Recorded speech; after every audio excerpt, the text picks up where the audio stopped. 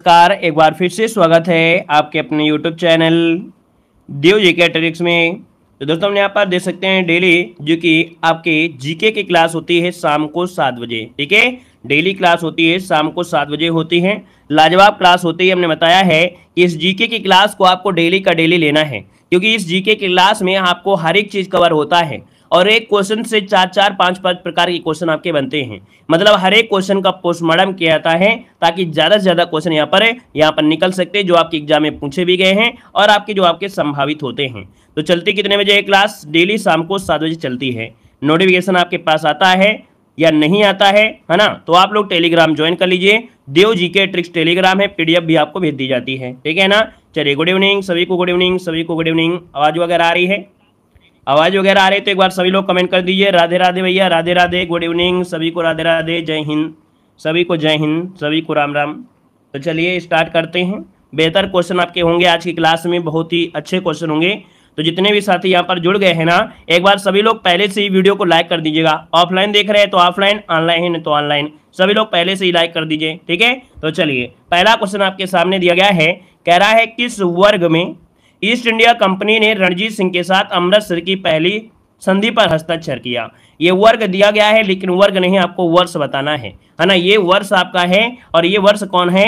तो option D हो जाएगा 1809। दोस्तों याद रखिएगा, जिसका भी ऑप्शन आ गया डी नंबर है, राइट हो जाएगा कि अंग्रेजों और विरोधी सिख राज्यों के भय के कारण जो रणजीत सिंह थे, इन्होंने 1809 में लॉर्ड मिंटो के कह सकते हैं मेटकाप से अमृतसर की संधि आपकी हुई थी। तो इसका जो ऑप्शन है यहाँ पर आपका डी नंबर है, राइट हो जाएगा। क्लियर है? चलिए यहाँ पर आगे बढ़ते हैं। क्वेश्चन आपसे दिया गया है कि 1828 में ब्रह्म समाज की स्थापना निम्नलिखित में से किसके द्वारा की गई थी? चलिए बताइएगा जल्दी से कि 1828 में ब्रह्म समाज की जो स्थापना किया किसने किया था? वेरी वेरी आईएमपी क्वेश्चन आपका दिया गया है और हर बार एग्जाम में पूछा भी गया है। देख सकते हैं इसका जो ऑप्शन बनेगा यहाँ पर ए नंबर है, राजा राम मोहन राय। जिसका भी ऑप्शन आ रहा है बिल्कुल सही है। और याद रखिएगा कि आपके 1828 क्या 1828 में राजा राम मोहन राय के द्वारा यहाँ पर किया गया था। देखा जाए तो इन्होंने समाज में जो बुराइयां फैली हुई थी, सती प्रथा, बहुपति विवाह, अस्पृश्यता, है ना, जाति प्रथा, इन सब को समाप्त करना इनका उद्देश्य था। तो ऑप्शन जिसका आया है नंबर ए, राइट हो जाएगा। ठीक है, राधे राधे भैया, राधे कृष्णा। आगे बढ़िए। क्वेश्चन आपसे दिया गया है कि बंबई अर्थात जो आपका बॉम्बे है, तो छत्रपति शिवाजी महाराज टर्मिनल ने थाने तक भारत में पहली यात्री ट्रेन किस वर्ष आपकी चलाई थी? दोस्तों यहाँ पर 3 की अगर बात करते हैं तो जवाब सबका बिल्कुल सही होना चाहिए। याद रखिए इसका ऑप्शन आपका बनेगा सी नंबर है, 1853। क्या 1853? अगर हम आपसे ये क्वेश्चन पूछ ले कि डेट बताइए तो क्या बता सकते हैं? क्या रेलवे दिवस जो मनाते हैं कब मनाते हैं? तो आप कहेंगे पहली बार रेलगाड़ी 16 अप्रैल को चलाई गई थी। कब? तो 16 अप्रैल को चलाई गई थी। तो आप कहेंगे 16 अप्रैल 1853 को मुंबई और थाने के बीच लगभग 34 किलोमीटर की दूरी पर ये आपकी चली थी। दोस्तों याद रखिएगा, ठीक है ना? और अगर दूसरी आपकी पूछ लिया जाए कि भारत की द्वितीय रेलवे जो आपकी चली थी वो किसके बीच? तो 1854 में आपके हावड़ा से हुगली के बीच चलाई गई थी। ठीक है, आगे बढ़िए। क्वेश्चन आपसे दिया गया है, कह रहा है कि 1764 में ब्रिटिश ईस्ट इंडिया कंपनी द्वारा स्थापित भारत का पहला डाकघर निम्नलिखित में से किस स्थान पर था? दोस्तों ये बताना है आपका जो आंसर है इनमें से क्या हो जाएगा कि भैया भारत का पहला, है ना, देखिए भारत का पहला डाकघर निम्नलिखित में से किस स्थान पर था? तो दोस्तों ये जो ऑप्शन आपका डी है यहाँ पर बॉम्बे, जिसका यहाँ पर आंसर आ रहा है डी नंबर है, बिल्कुल सही जवाब हो जाएगा, है ना? और देखा जाए तो 1764 में ये आपका स्थापित किया गया था। जवाब यहाँ पर डी बनेगा। दोस्तों आगे बढ़ते हैं। क्वेश्चन आपसे अगला पूछा गया है, यहाँ पर कह रहा है कि जॉन मार्ले द्वारा तैयार किया गया मार्ले मिंटो सुधार निम्नलिखित में से किस वर्ष अधिनियमित किया गया था? इसका जो आंसर है यहाँ पर राइट क्या हो जाएगा, इसका जवाब देना है। चलिए दोस्तों यहाँ पर 5 नंबर की अगर बात करते हैं तो ऑप्शन बनेगा क्या? यहाँ पर आपका 1909। क्या हो जाएगा? 1909 जो ऑप्शन है यहाँ पर ए नंबर है, उसका राइट आंसर है यहाँ पर हो जाएगा। याद रखिएगा, ठीक है ना? यहाँ पर देखिए 5 नंबर की बात करते हैं तो ऑप्शन ए हो जाएगा। और आगे बढ़ते हैं। क्वेश्चन आपसे दिया गया है, कह रहे अलीगढ़ आंदोलन किसके द्वारा शुरू किया गया था? अलीगढ़ आंदोलन किसके द्वारा शुरू किया गया था? यहाँ पर जवाब देना है, क्वेश्चन नंबर 6 ऑप्शन देना है, जवाब देना है। और बातें मत करिए, ठीक है ना? सिर्फ पढ़ाई पर ध्यान दीजिएगा। ऐसा ना हो कि फिर आपको यहाँ पर से बाहर के लिए रास्ता दिखा दिया जाए, ठीक है ना? तो क्लास में सिर्फ और सिर्फ पढ़ाई करिए, बातें नहीं। चलिए कह रहा है अलीगढ़ आंदोलन किसके द्वारा शुरू किया गया था। 6 का ऑप्शन क्या बनेगा। तो यहाँ पर देखिए अलीगढ़ आंदोलन जो कि हमेशा पूछा गया है, याद रखिएगा सैयद अहमद खान, मतलब ऑप्शन जो आपका है यहाँ पर सी नंबर ए राइट हो जाएगा। सैयद अहमद खान जिसको ऑप्शन आ रहा है यहाँ पर राइट आंसर हो जाएगा, ठीक है ना। यहाँ पर आगे बढ़िए, क्वेश्चन आपसे अगला पूछा गया है, कह रहा है निम्नलिखित स्थानों में से गदर आंदोलन कहां पर प्रारंभ हुआ था। ये जो आपका गदर आंदोलन है ये प्रारंभ किया गया था, यहाँ पर जो आंसर है वो राइट इनमें से क्या हो जाएगा। चलिए बताइए 7 की अगर बात करते हैं तो ऑप्शन में से क्या हो जाएगा, जवाब देना है। तो यहाँ पर याद रखिएगा गदर आंदोलन जो कि ऑप्शन है सी नंबर है संयुक्त राज्य अमेरिका, जिसको ऑप्शन है यहाँ पर सी नंबर है राइट हो जाएगा, यहाँ पर सी नंबर बन जाएगा, ठीक है ना।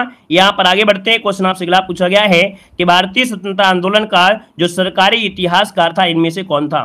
ये क्वेश्चन आपने बहुत बार पढ़ा भी होगा कि भारतीय स्वतंत्रता आंदोलन का जो सरकारी इतिहासकार था इनमें से कौन हो जाएगा। क्वेश्चन नंबर 8 का ऑप्शन लॉक किया जाए, जल्दी से बताइए आपका आंसर क्या हो जाएगा। दोस्तों यहाँ पर 8 नंबर की अगर बात करते हैं तो दोस्तों यहाँ पर बताना है आपका आंसर क्या होगा। क्वेश्चन नंबर 8 का जवाब देना है और इसका जो आंसर है इनमें से क्या हो सकता है। चलिए यहाँ पर देखिए आपका जो आंसर आ रहा है इनमें से क्या हो जाएगा। चलिए बातें ही करते रहिए, है ना, बातें ही करते रहना, आंसर सभी कभी सही नहीं आएगा, ठीक है। इसी प्रकार से तुक्का मारते रहना, अपनी खुशी जाहिर करते रहिए और बातें करते रहिए। क्लास में यही ज़िंदगी है ना।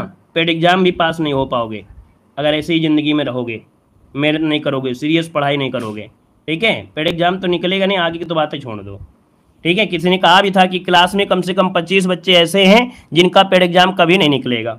चलिए देखिए यहाँ पर आपसे जो आंसर है यहाँ पर डी बनेगा SN सेन। देखिए याद रखिएगा भारतीय स्वतंत्रता आंदोलन का जो सरकारी इतिहासकार था इनमें से जो आपका है ऑप्शन डी SN सेन। किसी का जवाब नहीं आया है, सिर्फ बातें कर रहे हैं और बातों में कह रहे हैं कि सर जी खुशी भी जाहिर करना है, तो कर लीजिए आंसर इसी प्रकार से लगाते रहिए। यहाँ पर जो आंसर आपका डी नंबर है यहाँ पर राइट आंसर में से क्या हो जाएगा, तो ऑप्शन डी बन जाएगा।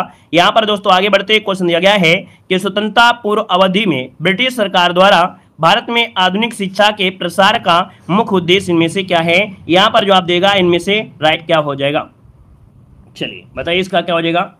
यहाँ पर देखिए 9 की अगर बात कर लेते हैं तो देखिए यहाँ पर फोकस करना है कि स्वतंत्रता पूर्व अवधि में ब्रिटिश सरकार द्वारा भारत में आधुनिक शिक्षा के प्रसार का मुख्य उद्देश्य क्या था। तो आधुनिक शिक्षा क्यों दी जा रही थी, देखिए पहला पॉइंट है कि छोटे प्रशासनिक पदों पर नियुक्ति हेतु शिक्षित भारतीयों की आवश्यकता। जो ऑप्शन यहाँ पर है 9 नंबर में वो ऑप्शन यहाँ पर ए नंबर है, इसका राइट हो जाएगा, ए नंबर बन जाएगा। यहाँ पर आगे बढ़ते क्वेश्चन आपसे अगला पूछा गया है, कह रहा है भारतीय शिक्षा का मैग्ना कार्टा जो कहा जाता है वो किसे कहते हैं। बताइएगा ये भारतीय शिक्षा का मैग्ना कार्टा अर्थात जिसे महाधिकार पत्र कहा जाता है ये किसे कहा जाता है। 10 का ऑप्शन लॉक किया जाए, आपका जवाब इनमें से क्या हो जाएगा। चलिए 10 नंबर की अगर बात कर लेते हैं तो ऑप्शन क्या बनेगा, ये है आपका वुड का घोषणा पत्र जो आपका आया था, डिस्पैच जिसे बोलते हैं, ये 1854 में आया था। इसे भारतीय शिक्षा का मैग्ना कार्टा कहा जाता है। ये वेरी एमपी क्वेश्चन है, आपको कई बार पढ़ाया भी है। यहाँ पर आंसर बनेगा आपका ए नंबर हो जाएगा। यहाँ पर आगे बढ़ते हैं, क्वेश्चन आपसे अगला पूछा गया है कि द सुंदरवन डेल्टा किस राज्य में स्थित है। यहाँ पर दोस्तों आपको मालूम है सबसे बड़ा डेल्टा है इसलिए इसे लगा दिया गया द। तो द सुंदरवन डेल्टा किस राज्य में स्थित है, 11 का ऑप्शन लॉक किया जाए। जल्दी से बताइए आपका आंसर क्या हो सकता है। यहाँ पर कहेंगे सुंदरवन डेल्टा जो कि आपका आंसर हो जाएगा डी नंबर आपके पश्चिम बंगाल में। कहाँ पर है, पश्चिम बंगाल आपका आंसर है, राइट हो जाएगा। और यहाँ पर देखा जाए तो यहाँ पर पंजे के आकार के यहाँ पर जो डेल्टा भी होता है सबसे बड़ा डेल्टा भी यहाँ पर है। और इसके बाद आगे बढ़ते क्वेश्चन आपसे अगला पूछा गया है कि बवंडर क्या होता है। भैया आपने बवंडर पढ़ा होगा, बवंडर होता क्या है, 12 का ऑप्शन देना है।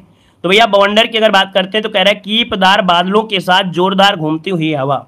जब भी कभी आप देखते होंगे गर्मियों में लू वगैरह चलती है तो यहाँ पर गोल गोल चक्कर खाते हुए आपका आता है। तो यहाँ पर क्या होता है, कीपदार होता है, मतलब जैसे वो एक आइसक्रीम नहीं होती है कीपदार, वैसे होता है और बादलों के साथ जोरदार घूमती हवा होती है, ये होता है बवंडर, है ना। यहाँ पर आंसर आपका ये नंबर है, राइट हो जाएगा।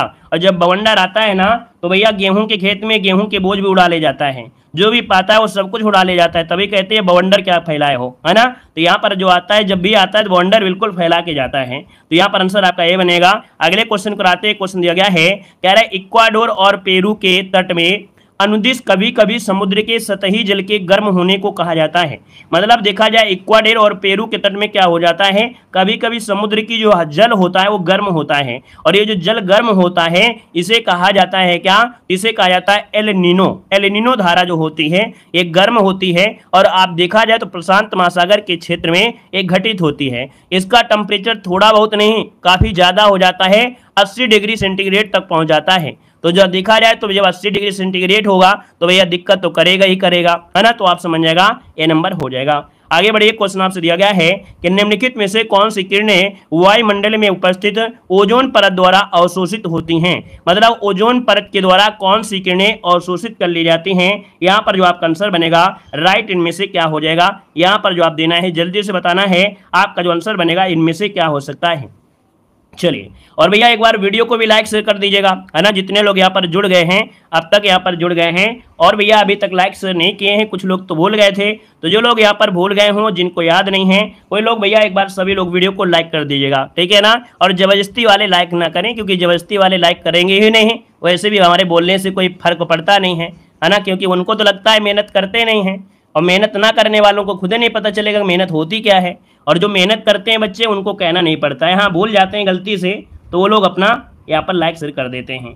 तो एक बार जितने लोग यहाँ पर जुड़े हैं सभी मेहनती लोग वीडियो वगैरह लाइक कर दीजिएगा, ठीक है। यहाँ पर देखें कह रहा है कि कौन सी किरणें हैं जो वायुमंडल में जो ओजोन परत होती है उसको अवशोषित कर लेती हैं। वेरी गुड, सभी को वेलकम है दोस्तों। यहाँ पर देखिए ओजोन परत हमने कहा था कि मिलती है कहाँ पर, समताप मंडल में। समताप मंडल में मिलती है ओजोन परत, और ओजोन परत की अगर बात कर लेते हैं तो ये क्या होता है, यहाँ पर जो ऑप्शन ये दिया गया है पराबैंगनी किरणें, जो आपकी पराबैंगनी किरणें होती है ना इनको अवशोषित कर लेती हैं, तभी कहीं ना कहीं कुछ टेम्परेचर कम हो जाता है। अभी आपने सुना होगा कि एक आपका ओजोन परत में होल हो गया है, छिद्र हो गया है। ये जो छिद्र हुआ है वो आपके कहाँ पर हुआ है, क्या बता सकते हैं क्या आप लोग, ये बताइएगा कि ओजोन परत जो आपका है उसमें छिद्र देखा गया है, और ये जो छिद्र देखा गया है कहाँ पर देखा गया है, जल्दी से बताइए क्या आंसर हो सकता है। चलिए खुश रहिए भैया, खुश रहिए।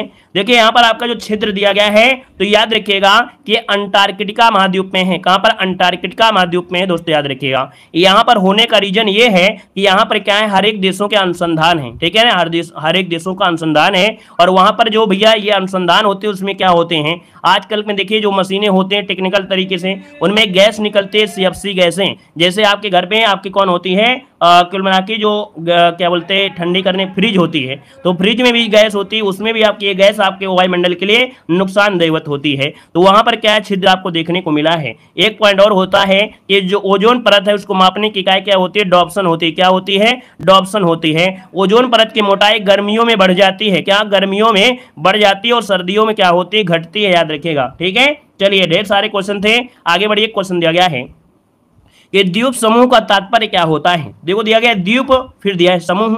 अब आप कहेंगे सर द्वीप मतलब होता है जब पानी की चारों तरफ आपकी जो भूमि होती है अगर डूबी हुई होती है या चारों तरफ पानी होता है उसे द्वीप कहते हैं। और जब समूह लगा दिया है तो कहीं ना कहीं यहाँ पर संख्या बढ़ जाएगी। तो यहाँ पर देखा जाए तो कि भूमि का टुकड़ा जो समुद्र की ओर निकलता है, ऐसा कहेंगे क्या नहीं। यहाँ पर बी वाला देखिए, काफी हद तक निकट द्वीपों का समूह। यहाँ पर आपका बी नंबर जो दिया गया है कह रहा है एक बड़ी भौगोलिक इकाई जो शेष महाद्वीप से स्पष्टता अलग दिखाई देती है, यह दिया गया है।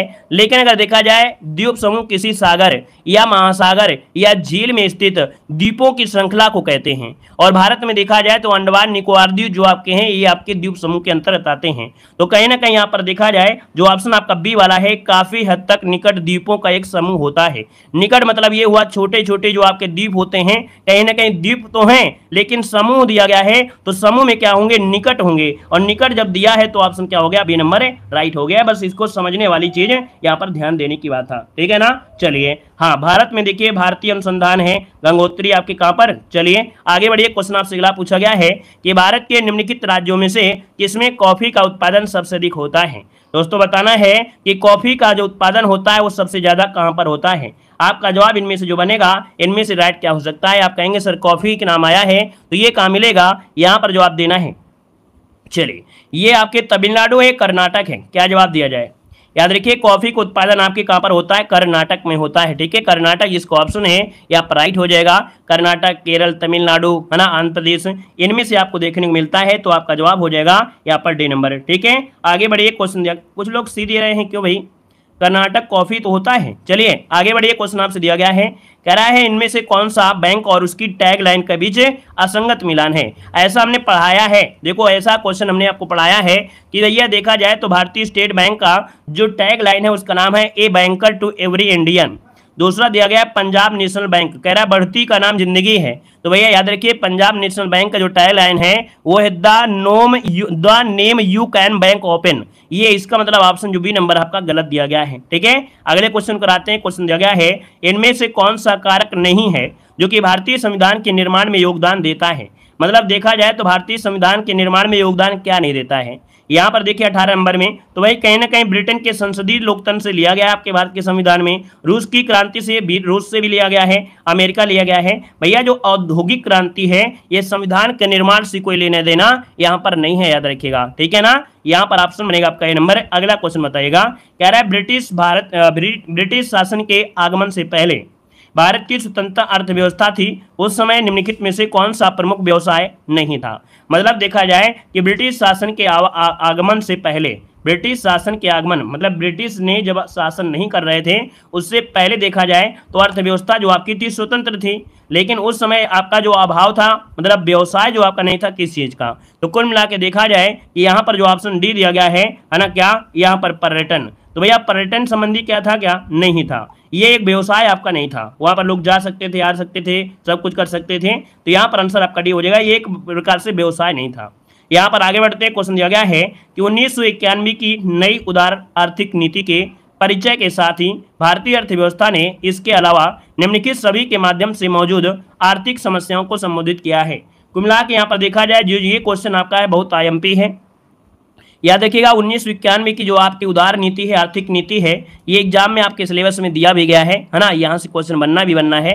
तो यहाँ पर जो आपका आंसर है 20 नंबर में वो ऑप्शन राइट हो जाएगा, ए नंबर है। याद रखिए औद्योगिकरण, मतलब देखा जाए तो सभी के माध्यम से मौजूदा आर्थिक समस्याओं को संबोधित है, औद्योगिकरण को बढ़ावा देना है। क्योंकि पहले औद्योगिक नीति आई थी कब, तो आपकी 1948 में, और इसके बाद ये नई आर्थिक नीति है जो कि आपका औद्योगिकरण ये आपका हो जाएगा। क्योंकि आपको मालूम 1991 की नई आर्थिक नीति में 3 बातें लागू की जाती हैं, वैश्वीकरण, निजीकरण, उदारीकरण। तो आप देखिए वैश्वीकरण, निजीकरण, उदारीकरण, ये तीनों पॉइंट आपके मैच हो रहे हैं। तो ये भैया आपका जो ऑप्शन है आपका ए नंबर, ये इनमें से अलग हो जाएगा। ठीक है, आगे बढ़िए, क्वेश्चन आपसे दिया गया है, कह रहा है राज्यसभा की विशेष शक्ति इस आशय का प्रस्ताव अपनाकर संविधान के अनुच्छेद में दिया गया है कि वह राज्य सूची में शामिल किसी भी मामले के संबंध में कानून बनाने के लिए संसद को सशक्त बना सकता है।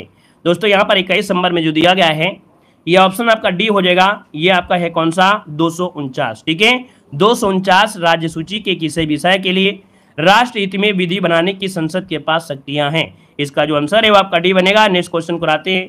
क्वेश्चन दिया गया है कि जीव की आंतरिक संरचना का अध्ययन करने वाला जो शास्त्र होता है वो क्या होता है।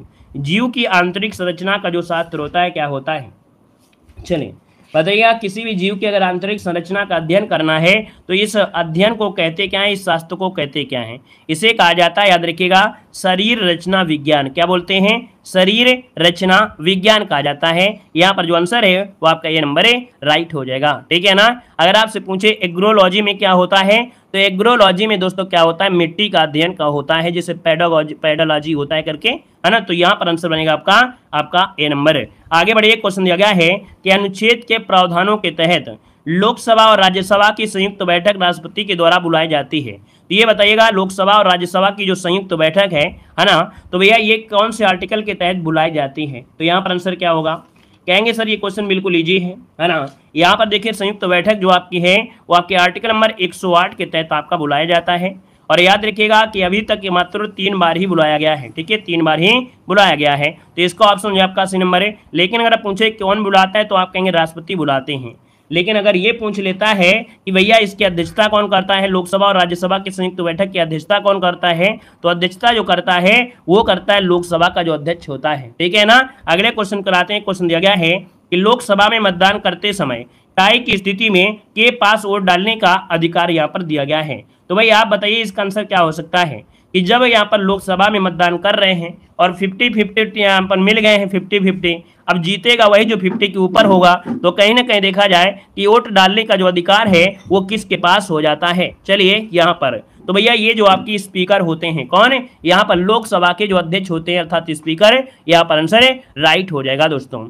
लोकसभा के अध्यक्ष के और भी अधिकार होते हैं कि भैया संविधान द्वारा दी गई शक्तियों के जरिए लोकसभा की प्रक्रिया और कार्यवाही में संचालन करना, संसदीय कार्यवाही के संचालन में भाग लेना, है ना, और कोई काफी चीज होते हैं। अगला दिया गया है कि ग्राम सभा में निम्न में से कौन शामिल होते हैं।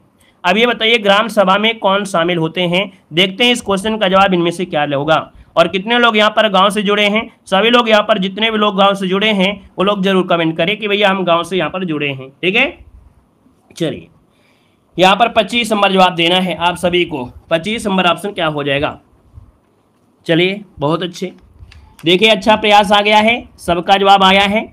और यहाँ पर दोस्तों देखिए कह रहा है गांव विशेष में रहने वाले सभी व्यक्ति, फिर कह रहा है कि वे सभी व्यक्ति जिनके नाम गांव विशेष में पंचायत के मतदाता सूची में होते हैं।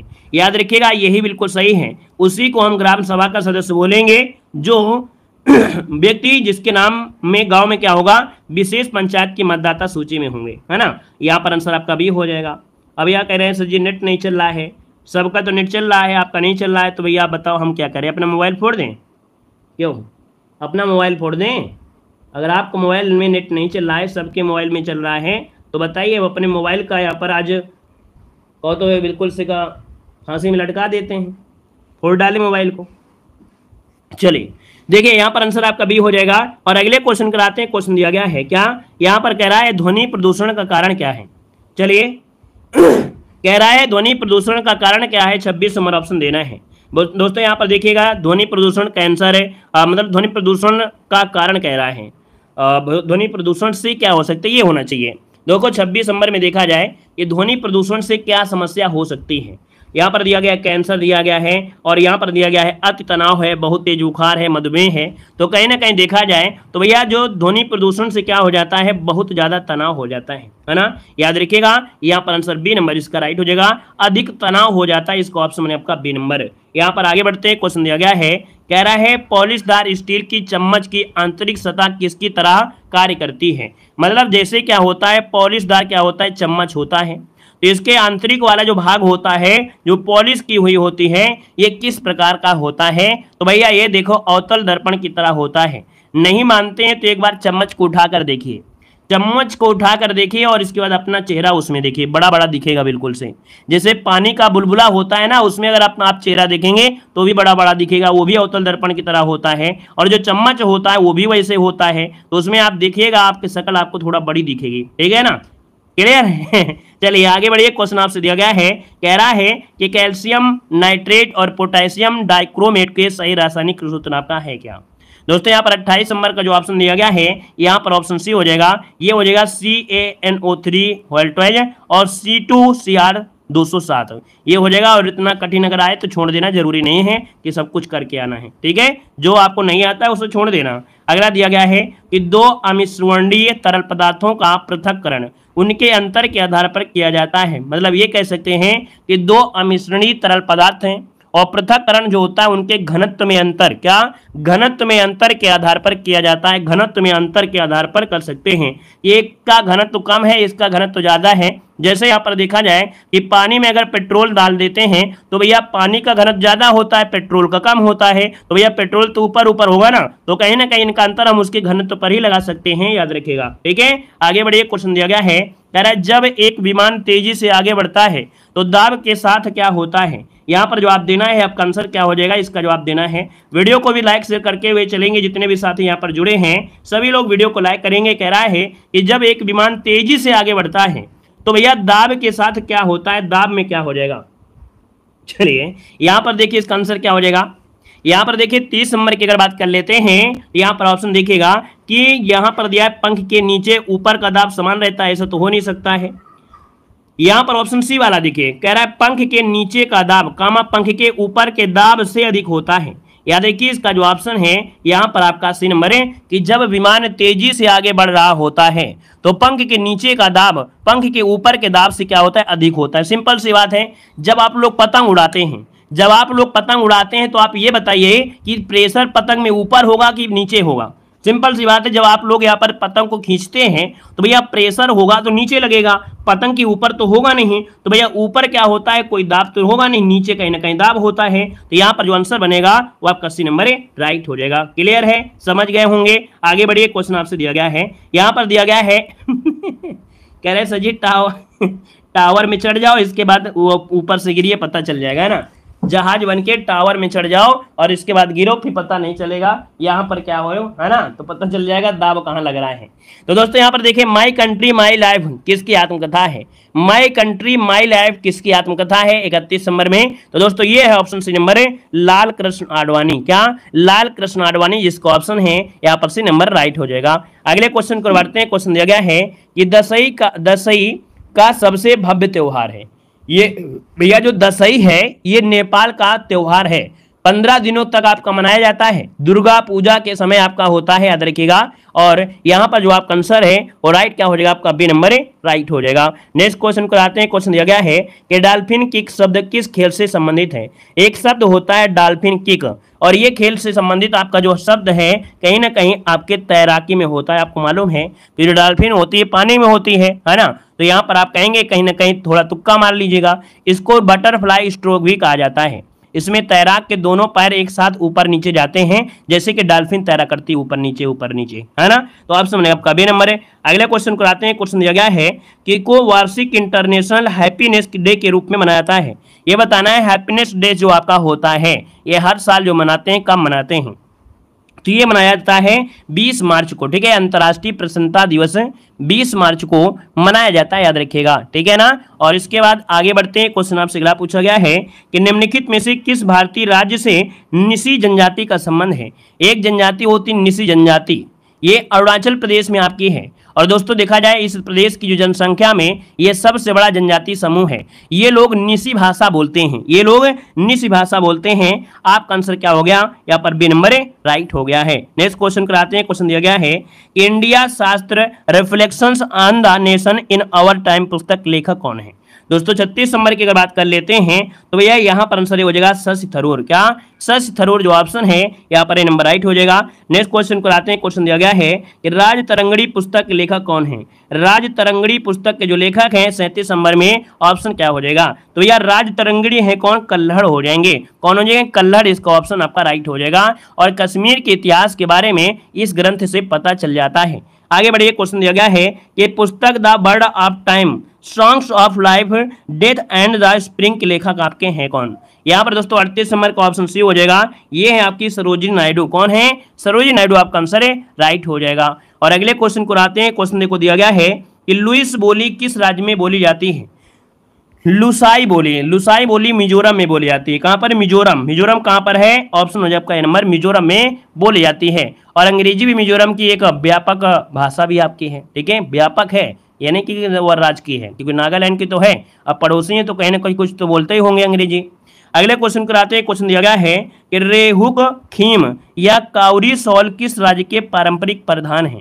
दोस्तों यहाँ पर देखिए आपका 40 नंबर में ऑप्शन डी हो जाएगा, ये नागालैंड इसका आंसर है, राइट हो जाएगा। मंगोल वर्ग के लोग होते हैं जो ये आपके कह सकते हैं परिधान है, ऑप्शन डी हो जाएगा। अगला दिया गया है कि पटाखा किस देश की मुद्रा है? प्रैक्टिस सेट में आपको मिला होगा तो जवाब दीजिएगा। पटाखा जो है ये किस देश की मुद्रा है? चलिए, पटाखा है आपके कहाँ की है? तो ऑप्शन बनेगा सी नंबर, मकाऊ की है। कहाँ की है? मकाऊ, जिसका ऑप्शन है यहाँ पर सी नंबर है, राइट हो जाएगा, सी नंबर बन जाएगा, ठीक है ना। और अगले क्वेश्चन को आते हैं। क्वेश्चन दिया गया है कि मेजर ध्यानचंद पुरस्कार में कितना इनाम प्रदान किया जाता है? चलिए बताना है आपका जो आंसर है इनमें से राइट क्या हो जाएगा कि ध्यानचंद पुरस्कार में कितना नगद इनाम दिया जाता है? तो आप कहेंगे सर जी देखा जाए तो भैया ये 2002 में प्रारंभ किया गया था, और इसमें से क्या हुआ, समय परिवर्तन में आपके पुरस्कार की राशि भी बढ़ती चली गई, है ना, क्योंकि भैया पहले 7.5 लाख होता था, फिर 12 लाख दिए गए, है ना। तो कुल मिला के यहाँ पर जो आंसर बनेगा इसका बी बनेगा, ये 25 लाख इसका आंसर है, राइट हो जाएगा, ठीक है। आगे बढ़िए। क्वेश्चन दिया गया है कि भारत का पहला राष्ट्रीय खेल विश्वविद्यालय किस राज्य में स्थापित किया गया है? ये भारत का पहला राष्ट्रीय खेल विश्वविद्यालय है, और ये किया गया है कहाँ पर? जवाब देंगे, बिल्कुल इजी क्वेश्चन, आपने पढ़ा भी होगा, बहुत बार आपने पढ़ा भी होगा, तो इसका आंसर दीजिएगा। आपका आंसर इनमें से क्या हो जाएगा? चलिए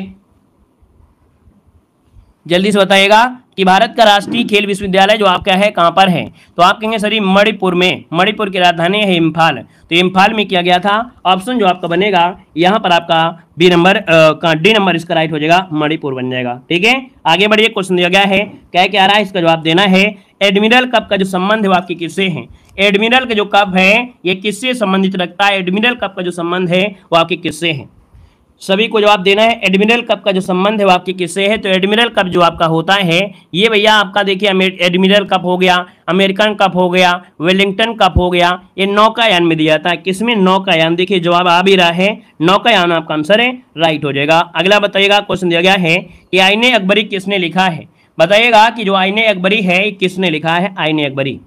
दोस्तों यहाँ पर देखिए आईने अकबरी की अगर बात कर लेते हैं तो यहाँ पर जो आपका आंसर है वो राइट क्या हो जाएगा, 45 नंबर में अबुल फजल, बिल्कुल सही है, अबुल फजल जिसका ऑप्शन आ रहा है यहाँ पर सी नंबर है, जवाब आपका यहाँ पर राइट हो जाएगा। दोस्तों यहाँ पर आगे बढ़ते हैं, क्वेश्चन आपसे अगला पूछा गया है कि तारीख ए फिरोज शाही के लेखक कौन है, तारीख ए फिरोज शाही के जो लेखक हैं इनमें से राइट क्या हो जाएगा कि तारीख ए फिरोज शाही के लेखक, तो भैया यहाँ पर ऑप्शन हो जाएगा आपका जियाउद्दीन बर्नी, है ना, जियाउद्दीन बर्नी है, जो कि ऑप्शन बनेगा आपका ए नंबर है, राइट हो जाएगा। भारत में दिल्ली सल्तनत काल के दौरान ये भारत और फारसी इतिहासकार आपके रहे हैं। यहाँ पर आगे बढ़ते हैं, क्वेश्चन आपसे अगला पूछा गया है और कह रहा है कि भारत में वंदे मातरम पत्रिका की स्थापना किसने की थी।